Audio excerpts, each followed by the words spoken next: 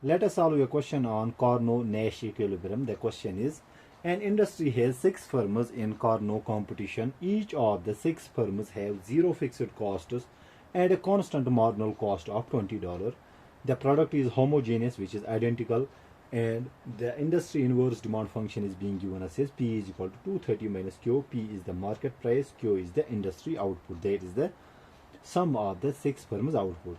We have to find out the market price under Cournot-Nash equilibrium. Okay, what we are being given, and let's write it here. We are being given inverse demand function, that is P is equal to 230 minus Q, and here Q is equal to, this Q denotes the output of 6 firms. So Q will be equal to Q1 plus Q2 plus so on up to Q6. Okay. Also, marginal cost is same, that is marginal cost of firm 1 is equal to marginal cost of firm 2, which is equal to the marginal cost of 6th firm. Okay. We need to find out the Cournot-Nash equilibrium market price. So we know in case of Cournot competition, firms compete in terms of output. Okay. To find out the Cournot-Nash equilibrium, what we need to do? First, we need to find out the reaction function of firm 1. Reaction function of firm 1. So reaction function of firm 1 means how firm 1 chooses its optimal quantity of output given the other 5 firms have also chosen their optimal quantity. Okay, and how do we find out the reaction function?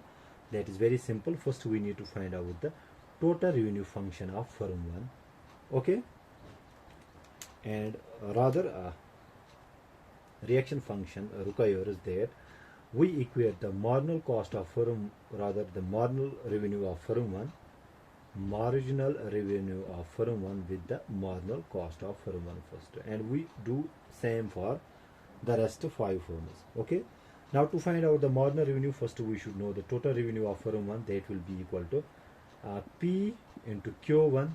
Okay, what is P? P is this very function 230 minus, in place of Q we have this Q1 plus Q2 plus so on up to Q6. Okay, to this we multiply by Q1. So total revenue of firm 1 will be equal to 230 minus Q1 square. Rather, let's do one thing here. We have 230 minus, let's write Q1 plus R. Okay, so in place of Q2, Q3 plus Q4 up to Q square, Q6 we write R.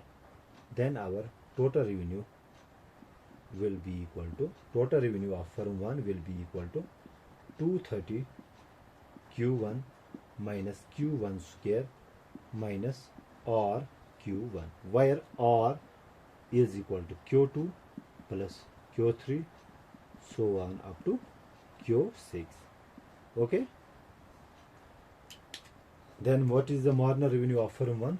Marginal revenue of firm 1 is the partial, or rather the derivative of total revenue function of firm 1 with respect to Q1. Okay, so taking derivative of this function with respect to Q1, derivative of Q1 will be equal to 230 minus derivative of Q1 square is 2Q1 minus derivative of Q1 is here R. This is the marginal revenue of firm 1. Now what is the marginal cost of firm 1? We are being given the marginal cost of firm 1 is equal to which is equal to which is $20. So $20. Now equating marginal revenue with marginal cost. So marginal revenue of firm 1 is equal to marginal cost of firm 1 using this condition. So what is marginal revenue? 230 minus 2Q1 minus R, and we equate it with the marginal cost, which is 20. So solving for Q1, so what will we get? We will get twice Q1. When I transpose it here, 230 minus 20 comes out to be 210.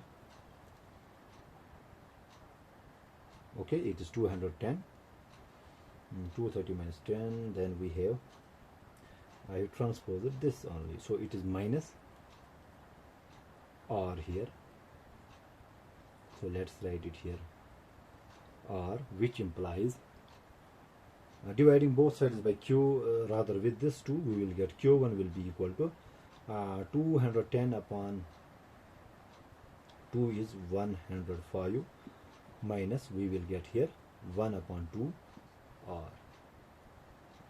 Okay, this is the reaction function of firm 1.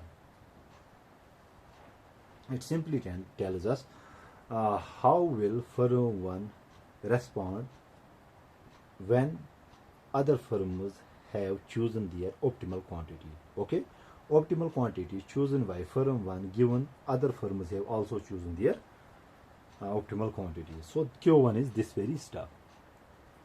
Now, as we are being told here, and let me write it here, since Q, we are being told that we have Cournot competition and we have the constant marginal cost. That means output produced by other firms will be same. That is, the output produced by Q1 will be equal to the output produced by other firms here. Okay.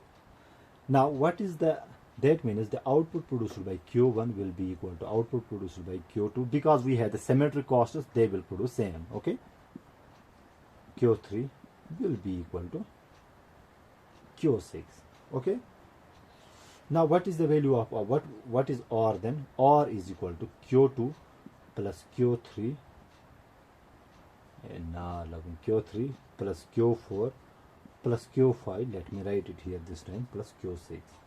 Since Q1 is equal to Q2 is equal to Q3, so we can write R will be equal to, in place of Q2 we have Q1, here we have Q1, here we have Q1, here we have Q1, and here we have Q1. I'm just doing this to explain, otherwise I don't have to do this very stuff. That means R will be equal to 1, 2, 3, 4, 5 Q1, 5 Q1. Okay. So let's plug the value of R in this equation. That is, we have Q1 is equal to 105 minus 1 upon 2 into 5 Q1. So Q1, transposing this, it will become plus 5 Q1 upon 2 is equal to 105. Okay, which results in, so 2 Q1 plus 5 7 Q1. Okay, this comes out to be 2 Q1 plus 5 Q1 is 7 Q1 upon 2 is equal to 105, or Q1 is equal to 105 into 2 upon 7. So let us see what happens here. 7 1s are 7, so 8 now the, so 3 7 5s are 35. So Q1 will be equal to 15 into 2, which is 30. That means output produced by firm 1 will be equal to 30. And what will be the total output then? Since we know Q is equal to Q1 plus Q2 plus so on up to Q6. That means Q will be, since Q1 and Q2 are the same, we can write Q1, Q2 and Q3 and Q4 and so on are the same. So we can write 6 times Q1. So total output produced will be equal to 6 into 30, which comes out to be 180. That means our total output produced by 6 firms will be equal to 180. But we are interested in finding out the price here. Then what will be the market price? That will be equal to, P will be equal to, plugging the value of Q is equal to 180 in this equation, that is 230 minus 180, which comes out to be so which comes out to be 50. That means Cournot-Nash equilibrium in this case will be equal to 50. Okay, I hope I make myself clear in this video. Thank you.